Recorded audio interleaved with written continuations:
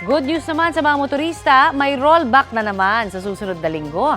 Sa estimate po ng Oil Industry Management Bureau ng Department of Energy, base po yan sa 4-day trading, inaasahang may bawas presyo na 50 centavos hanggang 70 centavos sa kada litro ng diesel. 20 hanggang 45 centavos naman ang posibleng tapyas sa gasolina, habang 60 hanggang 70 centavos sa kerosene. Maari pa po itong magbago, batay pa rin po yan sa huling araw naman ng trading ngayong Biyernes. Sabi ng DOE, ang pagbaba ng presyo ay dulot ng inaasahang ceasefire sa giyera ng Israel at Hamas at pagdami ng stock na langis ng Amerika. Kapuso, para sa mga maiinit na balita, mag-subscribe sa GMA Integrated News sa YouTube.